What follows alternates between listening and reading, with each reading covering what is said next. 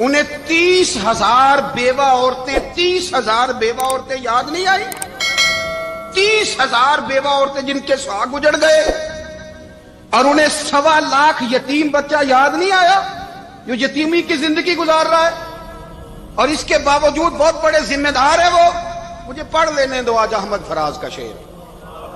وہ ہمارے مکتب کوئی ایسا نہیں کہ وہ مولوی تھا، وہ غیر جانبدار تھا، پر مجھے آج پڑھ لینے دو اس کا شعر۔ ایک کلیجے کا درد ہے، پڑھ لینے دو۔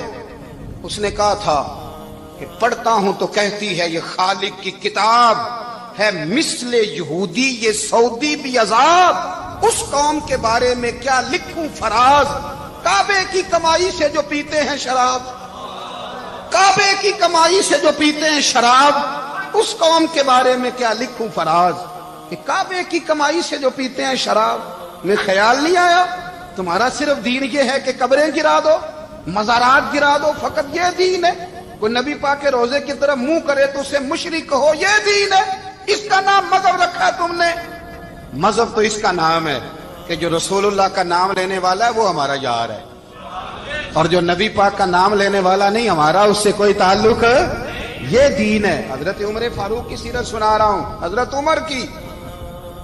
حضرت ابو موسیٰ اشعری نے ایک عیسائی کو منشی رکھا تھا، اکاؤنٹ آفیسر حضرت ابو موسیٰ اشعری نے۔ تو حضرت عمر فاروق بول پڑے، کہنے لگے تمہیں مسلمان کوئی نہیں ملا تھا؟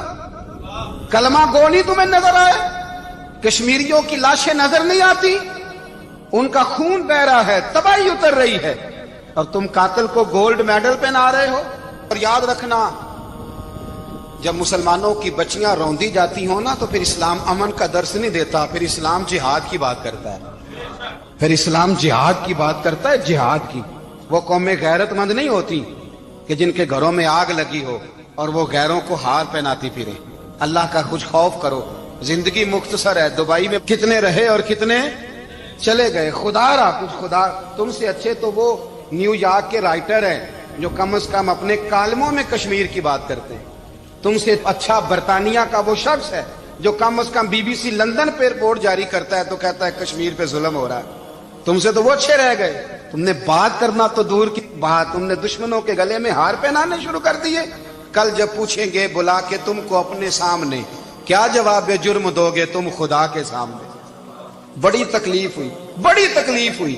وہ نا منصور حلاج کو پھانسی دی جا رہی تھی، تو حضرت جنید بغدادی بھی آ کے دیکھنے لگے، تو منصور حلاج کہنے لگے بابا سارا زمانہ دیکھے پر تو نہ دیکھ، سارا زمانہ تماشا دیکھے انہیں تو پتہ کوئی نہیں نا، تو نہ دیکھ۔ عرب شریف والو، ٹرمپ اسے انعام دیتا تو تکلیف کوئی نہیں تھی، ملکہ وکٹوریا اسے انعام دیتی تو تکلیف کوئی نہیں تھی، پر تم تو نہ ایسا کرتے، تم تو اپنے تھے، تم تو کلمہ گو تھے، تم تو یہ ظلم نہ کرتے، تم تو یہ حرکت نہ کرتے۔ میں کہتا ہوں ٹھہر ہی جاتے، جانا نہیں دنیا سے، اللہ کے حضور حاضر نہیں ہونا۔ جب رسول اللہ قبر میں آئیں گے تو کیا جواب دو گے؟ خدا را، حضور نے فرمایا تھا گناہ روک نہیں سکتے تو دل میں ہی برا جان لو۔ ذالک اضعف الایمان، یہ کمزور ایمان ہے، کم از کم اتنی حد تک تو آ جاؤ، دشمن سے گلے تو نہ ملو۔ خدا را سمجھیں، ہمارا پہلا تعارف یہ ہے کہ ہم رسول اللہ کے غلام ہیں۔ اقبال نے کہا تھا وطن کا بت نہ بنانا، وطن کو بت نہ بنانا۔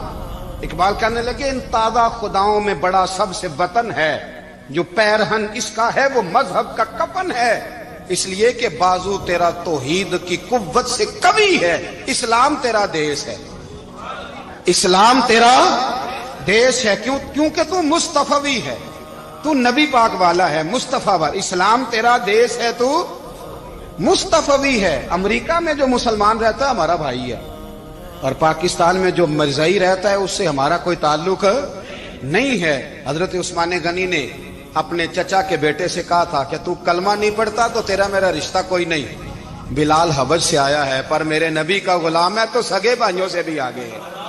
ہزاروں قومیں وجود میں آئیں دہر میں خوش کو تر کے رشتے سے، پر ہم نے بنیاد دوستی رکھی یاد خیر البشر کے رشتے سے۔